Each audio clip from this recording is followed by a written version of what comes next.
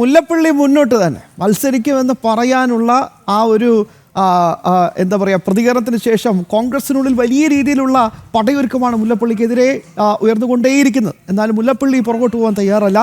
നേരത്തെ നാദാപുരത്തായിരുന്നു മത്സരിക്കാൻ കണ്ടുവച്ച മണ്ഡലമെങ്കിൽ ഇപ്പോൾ ഇത് പേരാമ്പ്രയിലേക്ക് കളം മാറ്റി ചവിട്ടുകയാണ് മുല്ലപ്പള്ളി. പേരാമ്പ്രയിൽ മത്സരിച്ചേക്കുമെന്നാണ് ഞങ്ങളുടെ കോഴിക്കോട് ബ്യൂറോ റിപ്പോർട്ട് ചെയ്യുന്നത്. കോഴിക്കോട് ജില്ലയിലെ പേരാമ്പ്ര സീറ്റിൽ നിന്നും ലീഗിൽ നിന്ന് കോൺഗ്രസ് ഏറ്റെടുത്തേക്ക്. മുസ്ലിം ലീഗാണ് കഴിഞ്ഞ തവണ പേരാമ്പ്ര സീറ്റിൽ മത്സരിച്ചത്. വിവരങ്ങളുമായി രമ്യ നമുക്കൊപ്പം ചേരുകയാണ്. രമ്യ, വലിയ രീതിയിൽ പാർട്ടിക്കുള്ളിൽ തന്നെ മുല്ലപ്പള്ളിക്കെതിരെ അതിശയപകരമായിട്ടുള്ള പരാമർശങ്ങളുമായി കോൺഗ്രസ്സുകാർ തന്നെ സജീവമാണ്. പോസ്റ്റർ അടക്കം മുല്ലപ്പള്ളിയുടെ വീട്ടിന് മുമ്പിൽ പ്രത്യക്ഷപ്പെട്ടതാണ്. എല്ലാം നേടിക്കഴിഞ്ഞു, വീണ്ടും അധികാര കൊതിയാണോ നിങ്ങൾക്ക് എന്നൊക്കെ പറഞ്ഞുകൊണ്ട് അങ്ങേയറ്റം അതിശയിപ്പിക്കുന്ന തരത്തിൽ. പക്ഷേ മുല്ലപ്പള്ളി പിന്നോട്ട് പോകാൻ തയ്യാറല്ല എന്നാണോ മനസ്സിലാക്കേണ്ടത്? ശ്യാംബാബു, തീർച്ചയായും മുല്ലപ്പള്ളി ഇത്തവണയും ഈ നിയമസഭാ തെരഞ്ഞെടുപ്പിൽ മത്സരിക്കുമെന്നുള്ള സൂചന തന്നെയാണ് നമുക്ക് ലഭ്യമാകുന്നത്.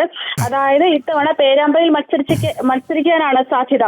ആദ്യഘട്ടത്തിൽ മുല്ലപ്പള്ളി നാദാപുരത്ത് മത്സരിക്കുമെന്നുള്ള രീതിയിലുള്ള വാർത്തകളെല്ലാം പുറത്തു വരികയും തുടർന്ന് വലിയ രീതിയിൽ മുല്ലപ്പള്ളിക്കെതിരെ പോസ്റ്ററുകൾ ഉൾപ്പെടെ ഉയർന്നു വരികയും എല്ലാം ഉണ്ടായിരുന്നു.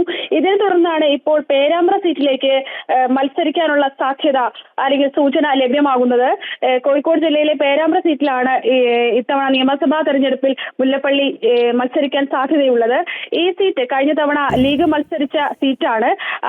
അതിനാൽ തന്നെ ഇത്തവണ ഈ സീറ്റ് ലീഗിൽ നിന്നും കോൺഗ്രസ് ഏറ്റെടുത്തേക്കുമെന്ന സൂചനയാണ് നമുക്ക് ലഭ്യമാകുന്നത്.